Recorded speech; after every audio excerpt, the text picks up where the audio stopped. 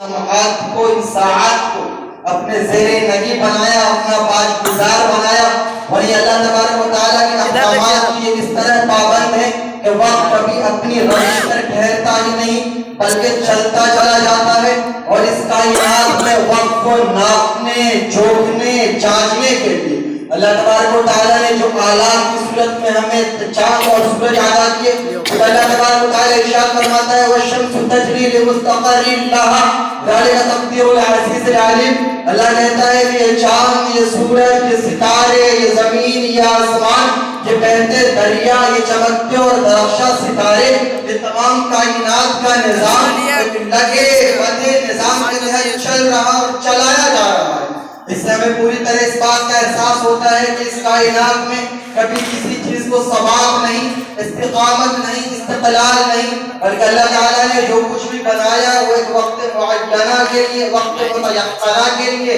اور پھر وہ دور بھی آتا ہے کہ اس میں تبدیلی ہو جاتی ہے، اس کی ساخت میں یا تو تنسیخ ہو جاتی ہے یا ترمیم ہو جاتی ہے یا تبدیل ہو جاتی ہے، اس پر تغیرات کا سایہ پڑتا ہے اور وہ بدلتا چلا جاتا ہے. لہٰذا ایک وہ وقت تھا جب ہم یہاں اکٹھے ہوئے تھے، وہ وقت شوال کا تھا جب ہم اپنے گھروں سے آئے تھے، ہمارے ساتھ ہمارے ساز و سامان تھے. کچھ وہ لوگ تھے جو یہاں بالکل نئے آئے تھے، چہار دیواری بڑی مجبوری سی محسوس ہو رہی تھی. یہاں آگے کسی کے رونا آ رہا تھا، کسی کی نامعلومیت